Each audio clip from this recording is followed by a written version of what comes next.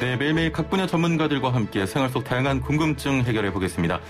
취업난과 늦어지는 결혼 탓으로 독립할 나이가 됐는데도 집을 떠나지 않은 자녀들과의 갈등과 또 그로 인해 부모 세대가 느끼는 우울감을 찬둥지 증후군이라고 하는데요. 자, 그래서인지 자녀들을 독립시키면 부모의 노후 준비를 절반은 했다. 이런 진담 반 농담 반이 섞인 이야기를 하기도 합니다. 자, 그렇다면 부모와 자녀가 함께 행복한 노후 준비하는 방법은 없는 걸까요? 오늘 자세히 살펴보겠습니다. 자, 방송 들으시면서 은퇴 후 재무에 대해 궁금한 점이 있는 분들 단문 50원, 장문 100원의 유료 문자 샵 0945번으로 보내주시길 바랍니다. 애플리케이션 댓글창도 열려 있습니다. 자, 그럼 함께 말씀 나눌 분 모셔보죠. 미래에셋 은퇴연구소 김동엽 상무와 함께합니다. 안녕하세요. 네, 안녕하십니까. 예. 아니, 그 밖에서 대기하실 때 네. 요가 동작도 한번 따라해 보시면 좋을 것 같은데. 따라 해보려고 했는데 이 공간이 굉장히 시원해요. 쑥스러움을 많이 탑니다, 제가. 아, 좀 쑥스러우셨나요? 네, 네. 혼자 있었으면 했을 텐데. 예, 다음번에 한번 지켜보겠습니다. 알겠습니다. 그때 하시는지. 자, 부모님들의 노후 준비 1순위는 자녀 독립이다. 정말 그런 이야기들 하십니까? 올 초에 영화 중에 패러사이트라는 영화 아시죠? 기생충이라는. 아, 기생충, 예. 부모님이랑 같이 사는 자녀들 일본에서는 패러사이트 싱글이라고 하거든요. 싱글인데 아직 독립은 못하면서 이제 부모님한테 기대서 산다고 해서 패러사이트라는 표현을 쓰는데 요즘 이제 수명은 늘어나고 자녀들의 독립은 늦어지고 하면서 이제 나이 든 부모가 나이 든 자녀를 부양하는 일들이 좀 많아졌어요. 그게 이제 뭐 노노부양이라는 표현도 쓰기도 하거든요. 어떻게 보면 이제 고성장 시대를 살아왔던 이제 부모님 세대가 이제 앞으로 저성장 시대를 살아갈 자녀들을 어떻게 부양하느냐에 대한 문제들, 또 자녀들 입장에서는 또 부모님들 고민도 되니까 이 서로 간에 이제 공존할 수 있는 부분을 찾는 것들이 되게 중요한 과제가 돼가는 것 같습니다. 예. 자, 오늘 주제 굉장히 좀 귀가 쫑긋하는 주제인데 그러면 노후도 준비하고 자녀도 챙기는 방법 없습니까? 제가 이제 이것저것 생각해보면서 몇 가지가 있을까 해서 골라봤더니 한 5가지 정도는 되는 것 같아요. 아, 5개나 돼요? 그래서 제가 간단히 제목부터 불러드리면 이제 효도계약서를 쓰는 방법이 있고요. 유언 대용 신탁을 활용하는 방법, 뭐 종신보험이나 주택연금, 뭐 종신형 연금 같은 것들을 활용해서 부모와 자녀가 공존하면서 잘 살 수 있는 방법을 좀 한번 설계해보는 방법이 있을 것 같습니다. 5개가 있습니다. 자, 그러면 하나하나 살펴보도록 하겠습니다. 자, 효도 계약서. 좀 이름이 좀 그래요. 오죽하면 이런 계약서가 있을까 싶기도 한데 이게 정말 효력이 있습니까? 일단 이제 효도계약서라는 것들은 이제 일반적으로 부르는 말이 뭐냐면 자녀들한테 먼저 재산을 물려준 다음에 부모들 입장에서 근데 자녀가 또 배신을 할 수가 있잖아요. 그래서 복량을 받지 못할까봐 이제 그거를 계약서 형태로 작성해 놓은 거를 이제 효도계약서라는 명칭으로 보고는 있는데 이게 보면 일반적으로 보면 증여 형태랑 유사하다고 볼 수 있어요. 그럼 증여라는 것들은 주는 사람 입장에서 그냥 재산을 주는 행위로 그냥 모든 게 끝나는 거거든요. 받는 사람 입장에서는 아무런 의무가 없습니다. 그래서 이제 이거를 받는 사람은 의무가 없고 주는 사람만 의무가 있다. 그래서 편무계약이라고 합니다. 한쪽만 의무를 지는. 근데 이제 효도계약서라는 형태를 보면 주는 사람도 의무가 있지만 받는 사람도 있죠. 뭔가 행동을 해야 되죠. 그래서 이제 일반적인 증여랑은 약간 차이가 나서 이제 쌍무계약, 서로 간에 의무를 지는 형태의 계약이라고 합니다. 그래서 만약의 경우에 증여를 하고 나서 효도계약서 작성을 해놨는데 상대방이 지키지 않으면 거기에 대해서 책임을 부과할 수 있죠. 그렇다면 그 말씀은 효력이 있다는 이야기군요. 일종의 효력은 있죠. 그런데 이제 효력을 찾는 방법이 좀 문제가 되는 거죠. 이제 너 내가 돈 주고 증여를 다 해줬는데 너 왜 나 부양하네. 가족 간의 다툼으로 끝나는 게 아니고 그걸 이제 의무를 실행시키려면 소송까지 가야 되는 문제가 생기잖아요. 그래서 이 효도계약서의 가장 큰 문제는 뭐냐 그러면 부모 자식 간의 계약서의 형태로 만든다는 것 자체에 대한 거부감들도 있고요. 만약에 그게 작성을 해놨다고 하더라도 상대방이 그걸 의무행을 하지 않으면 이 소송까지 가야 되는 이 절차를 거친다라는 것들이 우리네 정서상으로 좀 잘 안 맞는 부모와 자식 간에. 그래서 이제 그런 방법을 좀 대체할 수 있는 게 없을까라고 고민을 하면서 제가 찾아봤더니 뭐가 있냐면 유언 대용 신탁이라는 것들이 있더라고요.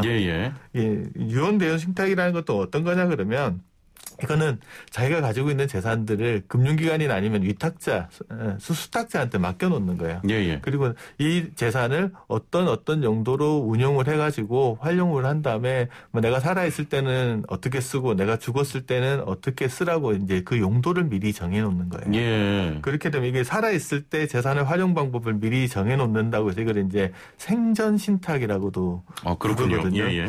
이게 유언장 작성해놓는 거랑 뭐 비슷하지 않냐라고 이야기를 하는데 유언장을 작성을 해두면 유언장은 이제 사망하는 시점에 모든 재산이 변화가 일어나잖아요. 유언 대용 신탁은 그게 아니고 살아있는 동안이나 죽고 난 다음에도 특정한 시기나 방법을 정해가지고 자녀한테 재산을 이렇게 넘겨줄 수가 있는 장점이 있어요. 아, 그렇군요. 네, 그런 부분들이 이제 장점이기 때문에 뭐 재산이 조금 있으신 분들 입장에서는 자녀들하고의 갈등 문제들을 해결하려고 유언 대용 신탁을 활용하시는 분들 꽤 많으신 것 같습니다. 예, 일단은 유언 대용 신탁까지 알아봤는데 저는 아까 효도계약서 더 궁금한 게 있었는데 갑자기 넘어가셔가지고. 궁금하시지. 아니, 효도계약서를 쓰고 안 지키게 되면 재산 다시 돌려받는 건가요? 내가 준 돈? 아까 말씀드렸듯이 재산을 돌려받으려고 하면 자녀한테 달라고 그럴 수도 있지만 너 업무 이행 안 했으니까 달라 그러면 뭐 순수하게 줄지 않으면 업무를 이행했겠죠. 예. 그러면 그 갈등 속에서 그걸 이행하려고 하면 재판을 가거나 소송을 가야 되는 문제가 발생한다는 거죠. 예. 자, 그러면 이 유언 대용 신탁도 좀 어렵다면 그 다음 또 방법도 있겠습니까? 유언 대용 신탁 같은 것들이 다 좋은데 뭐가 문제가 되냐 그러면 돈이 들어가요. 아, 돈이요? 그러니까 왜냐하면 그걸 맡아주고 실행해주고 하는데 비용이 들어가잖아요. 그런 문제들도 있어서 이제 약간의 비용이 들어간다는 문제점이 있고 유언 대용 신탁 말고 이제 또 다른 방법들 하나가 뭐냐면 제가 외국 서적을 하나 읽다가 갑자기 충격을 받은 책이 하나 있는데 책 제목이 다 쓰고 죽으랍니다. 그러니까 노후 수명이 되게 길어지면서 노후 생활에 필요한 돈을 본인 것도 감당하기 힘든데 자기 것까지 물려주고 이런 거 생각하기 되게 어렵잖아요. 그래서 자기가 가지고 있는 재산은 자기의 노후를 위해서 쿨하게 다 쓰고 죽는 거죠. 대신 뭐가 있냐 그러면 자녀들한테 뭔가를 물려주고 싶은 생각들이 있잖아요. 그거는 어떻게 마련하냐 그러면 종신보험을 가입을 해두는 거예요. 아, 본인의? 종신보험이라는 거는 피보험자가 사망했을 때 약간의 거액의 자금들이 나오는 거잖아요. 그러니까 내가 가지고 있는 돈은 다 소진을 하고 가고 그 종신보험금을 자녀들한테 물려주는 형태로 설계를 해주는 게 외국에서는 조금 유행하는 하나의 방식이고요. 일본 같은 경우 사례를 좀 찾아봤더니 일본 같은 경우 뭐가 유행하냐 그러면 폐를 끼치기 싫어하는 부모의 마음들이 있어요. 그래서 내가 죽고 나면 자녀들이 장례비도 부담해야 되고 뭐 묘지에 들어가는 비용도 있고 이런 그런 각종의 비용들이 있잖아요. 그래서 소액의 종신보험, 예를 들어 1,000만 원에 2,000만 원 정도의 종신보험을 하나 가입한 다음에 이 돈을 가지고 내 장례를 치러달라. 라고까지 하는 게 있어요. 그래서 자기가 가지고 있는 재산은 자기가 소진하고 자녀들한테 적어도 부채는 물려주지 않고 아니면 조금 더 적극적인 재산 형태로 이제 보험을 활용해서 재산을 물려주는 방법도 찾고 있는 것 같습니다. 뭐 저번에도 한번 주택연금 이야기도 하셨던 것 같아요.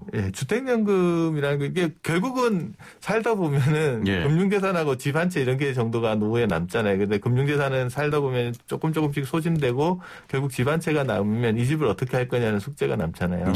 주택연금이라는 거는 이제 자기가 살고 있는 집을 담보로 맡기고 연금을 받는 건데 이거 가입하신 분들이 참 좋은데 뭐가 문제냐 그러면 야 이거 자녀들한테 물려줄 게 없잖아 라고 생각을 하시거든요. 왜냐하면 집이라도 물려주고 싶은데 집 한 채 물려주고 싶은 게 부모들 인지상정인데 그것마저도 이게 담보로 맡기고 연금을 받는 거 그러다 거기 집까지 다 뺏기는 거 아니냐라는 생각들 때문에 주택연금을 가입하기를 되게 망설이세요.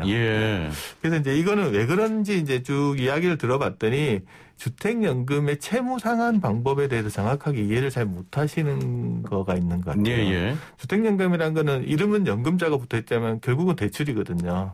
그러면 이때까지 받았던 연금하고 이자를 나중에 본인하고 배우자가 다 사망한 다음에 자녀가 갚아야 될 거 아니에요. 그때 이제 상환 방법이 어떻게 되냐 그러면 일단 가지고 있는 담보로 맡긴 주택을 처분을 합니다. 처분하면 거기서 돈이 나올 거거든요. 그 돈하고 이때까지 발생했던 부채를 서로 비교를 할 거예요. 그래서 만약에 부채가 더 크다 그러면 자녀들 입장에서는 상속받는 자녀들 입장에서는 그 부채를 추가로 상환할 필요는 없어요. 그걸로 이제 종결되는 거예요. 근데 만약에 집을 팔아서 부채를 다 상환하고도 남는 금액이 있다 그러면 그 돈은 자녀들한테 자연스럽게 상속이 됩니다. 예. 부모님 입장에서는 자기가 쓸 만큼 충분히 쓰고 가고 남는 금액들을 자녀한테 자연스럽게 상속해 줄 수 있는 예. 수단으로서 이제 주택연금을 좀 활용할 수 있을 것 같고 자녀들 입장에서도 부모님이 가진 재산 충분히 쓰시고 편안하게 살고 가시는 거 보고 예. 혹시라도 남으면 이제 자기가 받으실 수 있으니까 그런 관점에서 이제 상환 방법을 좀 잘 이해를 하시면 예. 주택연금을 활용해서도 자녀하고 부모가 좀 공존하면서 설계하는 방법도 가능할 것 같습니다. 본인의 노후를 연금 형태로 받기도 하고 그걸 예. 처분했을 때 남는 돈은 또 자녀에게 상속도 되고. 예, 그렇습니다. 예. 자, 애청자 여러분은 노후 준비와 자녀를 위한 재정 준비 어떤 방식으로 하고 계신지 단문 50원, 장문 100원의 정보 이용료가 있는 샵 0945번으로 보내주시길 바랍니다. 조금 전에 우리 김상무 님이 말씀하신 것처럼 다 쓰고 죽어라. 자식한테 물려줄 필요가 없다. 이런 생각이신지 아니면 어떤 방식으로 또 자녀에게 재산 상속 등을 계획하고 계신지 의견 나눠주시길 바랍니다. 자, 더불어 다가오는 은퇴, 노후 준비와 관련한 상담도 받겠습니다. 자, 마지막으로 이 자녀 명의로 종신형 연금보험 가입 이건 또 어떤 건지 궁금해요. 요즘 이제 자녀분들 중에 이제 약간 어려운 사정에 처해 있거나 아니면은 뭐 재산을 물려주고 싶은데 자녀들 같은 경우가 너무 낭비벽이 심한 경우들도 있고요. 예. 그래서 부모 입장에서 목돈을 줬더니 이거 어떻게 될지 잘 모르시는 분들 많으세요. 예. 그렇다고 또 버려두기도 그렇고 자녀들한테 무관심하기도 그러니까 자신의 노후랑 자녀의 노후를 함께 설계할 수 있는 방법이 없을까라고 고민하시는 분들 중에 연금을 활용하시는 분들이 있으시더라고요. 이거 연금이라는 거는 계약자, 피보험자, 수익자가 있는데 계약자는 돈을 내는 사람이고 수익자는 연금을 수령하는 사람이잖아요. 이 피보험자가 중요한데 이 피보험자가 살아있는 동안 연금을 계속 지급하는 걸 우리가 종신형 연금이라고 하거든요. 근데 부모님 입장에서 부모가 계약자가 되고요. 피보험자를 자녀로 지정을 해놓는 거예요. 그러면 자녀가 살아있는 동안은 계속 연금이 나오잖아요. 그러니까 본인은 자녀가 살아있는 동안 자기 생활비를 연금 형태로 받아서 쓰고 가고요. 자기가 사망하더라도 자녀가 아직 살아있으니까 계속 연금이 나오잖아요. 그런 형태로 설계하면 본인뿐만 아니고 자녀까지도 이제 생활을 할 수 있게끔 설계를 하는 게 가능한데 제가 이거 어떤 분한테 받냐 그러면 자녀가 약간 장애가 있으신 분이세요. 그분 같은 경우는 본인이 사망하고 나면 자녀가 생활하기가 좀 어려운 조건이었는데 이렇게 연금을 이런 형태로 설계해 놓으니까 본인도 편안하게 생활을 하시고 자녀한테도 이렇게 연금을 상속해 줄 수 있는 조건들을 만들어내는 방법으로 이런 걸 활용하시더라고요. 이거는 좋은 방법인 것 같은데요. 예, 알겠습니다. 자, 지금부터 은퇴 재무 상담 이어갑니다. 은퇴 후에 돈 관리에 대해 고민과 궁금한 점 있는 분들 지금 바로 단문 50원, 장문 100원의 유료 문자 샵 0945번으로 보내주시고요. 애플리케이션 댓글창도 열려 있습니다. 은퇴 재무 상담 지금 바로 출발합니다. 네, 4664번님께서는 주택연금에 가입하면 집 소유권이 정부다, 뭐 국가 이런 쪽으로 바뀌게 되는 겁니까 하셨네요. 소유권이 바뀌는 건 아니고 이제 주택을 담보로 제공을 하는 겁니다. 소유권은 자기가 그대로 보존을 하고 있고요. 주택금융공사가 그 주택의 이제 근저당권을 설정을 하니까 소유권이 바뀌는 게 아니고 그냥 채무 이행을 위한 이제 저당권 정도를 설정한다라고 보시면 될 것 같아요. 알겠습니다. 9414번님께서는 저는 53년생입니다. 국민연금을 5천만 원짜리 만기 보험 후 제사까지도 지원 자식에게 부담 주기 싫어서 뭐 이런 걸 선택했다 이런 말씀을 하셨네요.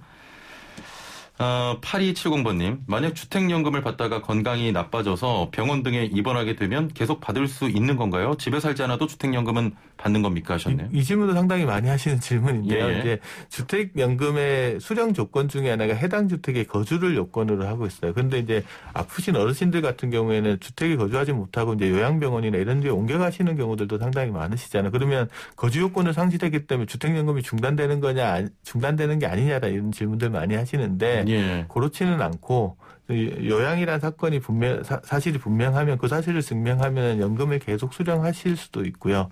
어떤 것도 가능하냐 그러면 요양병원에 들어가게 되면 그 집이 또 비게 되잖아요. 그 집을 다시 임대를 할 수 있는 조건까지도 허용을 해주는 경우가 있습니다. 그래서 그런 사실도 한번 주택금융공사에 찾아가서 상담 받아보시고 해당되시면 그렇게 하시는 것도 괜찮은 방법인 것 같습니다. 0032번님, 자녀 명의로 종신보험이나 연금에 가입해서 자녀가 받게 되면 세금은 어떻게 되는 걸까요? 하셨네요. 이게 어떻게 되냐면 종신보험금은 보험금을 일정하게 받는 게 이제 증여나 상속의 개념은 아니지만 예. 이게 상속세를 부과 대상하는 자산에는 속하게 됩니다. 그래서 이제 전체적인 자산을 계산해서 상속세를 부과할 때 그 금액이 크면은 상속세 부과 대상은 되는 거고요.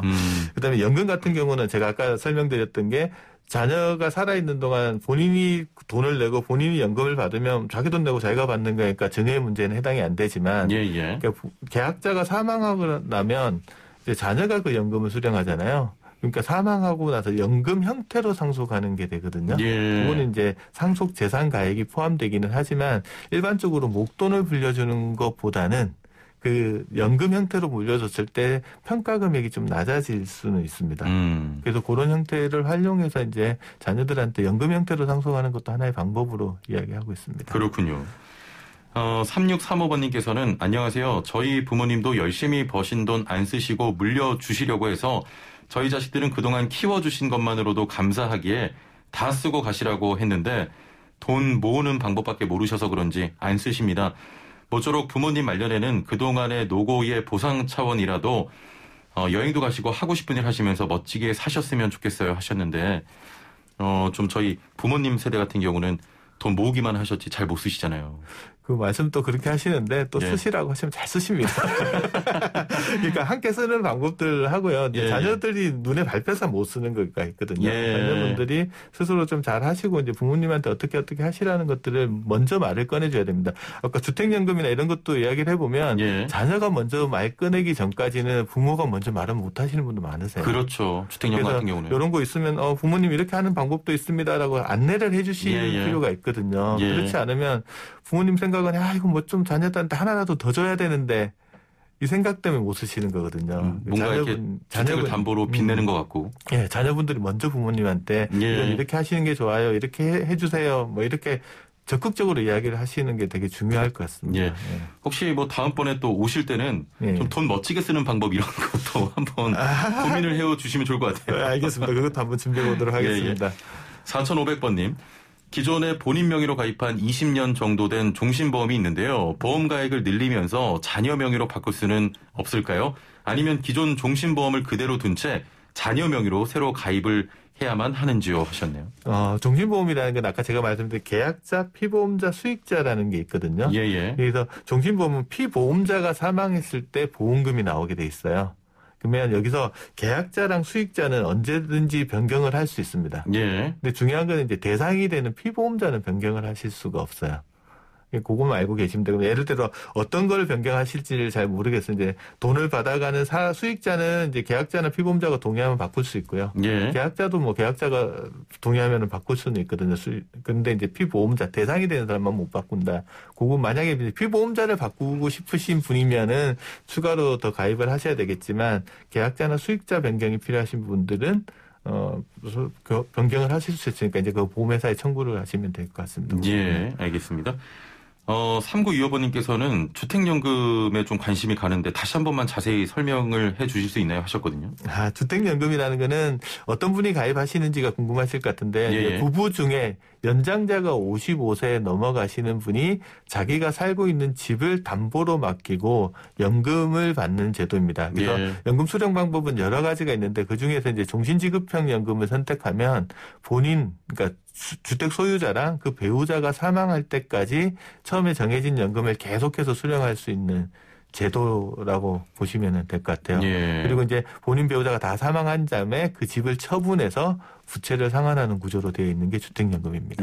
조금 전에 좀 뭐 부채 상환이나 이런 부분 아직 잘 모르시는 분들 많다고 하셨는데 그 부분만 좀 자세히 설명을 해 주시죠. 어떻게 되냐면 이제 주택연금이라는 건 일종의 대출이기 때문에 본인이 받았던 연금액하고 이자 상당액을 나중에는 갚아야 되잖아요. 갚는 건 언제든지 본인이 들고 가서 이제 현금으로 갚는 방법도 있고요. 현금으로 갚지 않으면 본인하고 배우자가 전부 사망했을 때 이제 상속인이 그거를 상환을 해야 되거든요. 상속인이 주택을 팔 수도 있고요. 아니면 이제 주택금융공사 이제 그 주택연금을 취급하는 회사에서 좀 팔아달라고 하면 이제 경매 방식으로 처분을 할 겁니다. 처분하면 처분 가액이 나오면 여태껏 발생한 부채랑 처분해서 나온 돈을 비교를 할 거죠. 예, 예. 그러면 돈이 남을 수도 있고 모자랄 수도 있는데 남은 거는 상속인이 받아가고요. 그렇죠. 모자라는 부분에서는 추후로 더 상환할 필요는 없습니다. 예, 예. 그래서 이런 상환 구조를 가지고 있기 때문에 이제 부모님들 입장에서는 자기 충분히 쓰고 가시고 자녀들 입장에서는 부채 부담은 없고 남는 것들은 상속받을 수 있는 장점이 있는 겁니다. 알겠습니다. 자, 오늘 말씀 여기까지 듣겠습니다. 감사합니다. 네, 감사합니다. 네, 지금까지 미래에셋 은퇴연구소 김동엽 상무와 함께했습니다.